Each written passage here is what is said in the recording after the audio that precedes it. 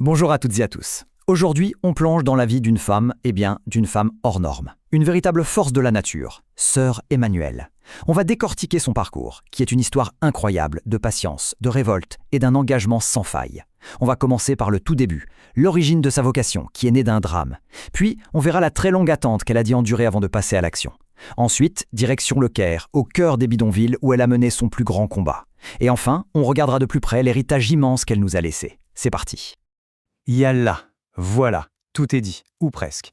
Ce mot, qui vient de l'arabe, c'était bien plus qu'une simple expression pour elle. C'était sa philosophie, son moteur, son cri de guerre. Quand elle disait Yallah, ça voulait dire pas de temps à perdre. Face à l'injustice, face à la misère, il n'y a pas à hésiter, on fonce. Cette énergie folle, elle est concentrée dans ce mot. Et pour comprendre le personnage, il faut vraiment partir de là. Parce que oui, on a tous en tête cette image, n'est-ce pas? La petite sœur avec sa blouse grise, son fichu, ses baskets, une véritable icône. Mais la question c'est, qui se cache derrière? Qui était Madeleine Cinquin, la femme, avant de devenir Sœur Emmanuelle? On va voir que c'est une personne pleine de contrastes, issue d'un milieu très très riche, et qui a attendu plus de 60 ans avant de pouvoir enfin vivre sa vraie vocation. C'est cette femme-là, complexe et passionnante, qu'on va essayer de découvrir ensemble. Alors, pour saisir la puissance de son engagement, il faut vraiment revenir en arrière, très en arrière, dans son enfance. Parce que tout part de là, d'un seul événement, un drame terrible qui va littéralement forger son destin et donner un sens à toute sa vie. Regardons ces quelques dates, elles sont capitales. Madeleine Cinquin naît en 1908, et attention, pas n'importe où, dans une famille d'industriels franco-belges qui a fait fortune. On parle de lingerie fine, de vie cosmopolite entre Paris, Londres, Bruxelles. Bref, une enfance dorée. Et puis, en 1914, c'est la cassure, brutale. Elle a 6 ans. Sur une plage à Ostende, elle assiste impuissante à la noyade de son père. Imaginez le choc, un traumatisme absolu. C'est elle-même qui le dira plus tard, c'est ce jour-là, face à cette mort absurde, que sa quête de Dieu a commencé. 15 ans plus tard, elle entre au couvent et en 1931, elle prononce ses vœux. Madeleine Cinquin n'est plus, elle devient Sœur Emmanuelle.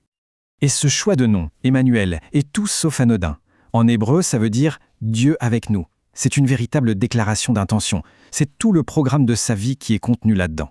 Son but ne sera pas de faire la charité de loin, de haut, mais d'être avec les gens, d'incarner cette présence, de partager le quotidien des plus oubliés. C'est une nuance énorme et c'est la clé de toute son action future. Sauf que, voilà, entre cette vocation brûlante et le moment où elle pourra enfin la vivre, il va se passer un temps incroyablement long. Une période d'attente, de frustration, de près de 50 ans. Une véritable traversée du désert qui va la mettre à l'épreuve, mais qui va aussi sans doute forger son incroyable détermination. Sa congrégation l'envoie enseigner. C'est sa mission. D'abord Istanbul, puis Tunis. Le souci, elle est prof de lettres pour des jeunes filles de la très bonne société. Elle, qui rêve de se salir les mains, de se battre pour les plus pauvres, elle se retrouve à parler littérature à des jeunes filles qu'elle trouve, disons-le, un peu futiles. Ce décalage est terrible pour elle. Elle a l'impression que sa vie n'a pas de sens, qu'elle est utile. Ça la ronge à un point tel qu'elle tombera dans une grave dépression. Et puis un jour, elle est mutée en Égypte, à Alexandrie. Et là, c'est le choc, la révélation. Elle découvre la pauvreté, la vraie, l'immense misère des quartiers populaires. Mais elle découvre aussi la vitalité, l'énergie du peuple égyptien.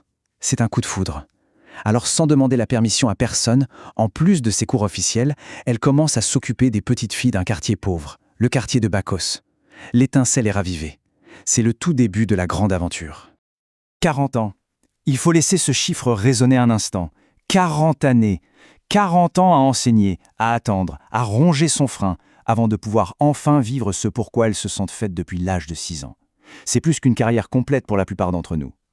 Cette patience forcée, cette frustration accumulée, c'est ça qui va nourrir l'énergie absolument explosive qu'elle déploiera plus tard. On y est. Après cette attente interminable, l'heure de la véritable action a sonné. C'est ici, au cœur des bidonvilles du Caire, que la légende de Sœur Emmanuelle va naître. Elle va enfin pouvoir se jeter à corps perdu dans le combat de sa vie. On est en 1971. Sœur Emmanuelle a 63 ans, l'âge de la retraite. Pour tout le monde, c'est le moment de s'arrêter. Pour elle, c'est le début, le vrai début. Elle réussit enfin à convaincre sa congrégation de la laisser partir vivre avec les plus pauvres du Caire. C'est seulement à ce moment-là qu'elle accomplit la promesse qu'elle s'était faite enfant, après la mort de son père. C'est le commencement de sa deuxième vie. Et elle ne va pas n'importe où. Elle choisit de s'installer chez les Abalines. En arabe, ça veut dire les gens des poubelles. Ce sont les chiffonniers du Caire, une communauté, principalement des chrétiens coptes, qui gère la collecte et le tri des déchets de toute la ville. Et ils ne travaillent pas seulement avec les ordures, ils vivent dedans. Littéralement. C'est un des endroits les plus misérables de la planète. Dans le seul bidonville où elle va s'installer, à Mokattam, ils sont 23 000. 23 000 personnes. Essayez d'imaginer. Des familles entières qui vivent au milieu des détritus, des rats, sans eau, sans hygiène. Face à un tableau pareil, face à ce chiffre, on pourrait être paralysé, se dire que c'est une cause perdue. Mais pas elle. Pour sœur Emmanuelle, ce n'est pas une statistique, c'est un appel. Alors comment elle fait ? Eh bien, elle n'arrive pas en simple bienfaitrice. Elle a une vraie méthode, un plan. La base de tout, le point de départ, elle s'installe avec eux, dans une cabane en tôle, comme eux. Fini la charité à distance. Ensuite, elle est maligne. Elle ne joue pas perso. Elle tisse des liens avec les acteurs locaux, notamment l'église copte et une autre religieuse incroyable, sœur Sarah. Puis, elle utilise son charisme et sa notoriété grandissante en Europe pour lever des fonds. Et avec cet argent, elle ne distribue pas des aides, non. Elle construit des écoles, des dispensaires. Et enfin, elle se bat. Elle va voir les politiques. Elle tape aux portes des ministères pour obtenir l'eau courante et l'électricité. C'est une stratège. Et le résultat, il est juste spectaculaire. En 22 ans, le bidonville est méconnaissable. Avant son arrivée, 0 école. Après son passage, 85% des gamins sont scolarisés. C'est le cycle de la pauvreté qui est brisé. La violence ambiante a laissé place à une vraie vie de communauté. L'eau et l'électricité sont arrivées. Et surtout, un combat qui lui tenait particulièrement à cœur, les femmes. Elles ont désormais des centres où elles peuvent se former, devenir autonomes. Sœur Emmanuelle n'a pas seulement soigné des blessures, elle a rendu à tout un peuple sa dignité. Puis en 1993, sa hiérarchie lui ordonne de rentrer en France. Elle a 85 ans. On pourrait penser que c'est la fin, mais non.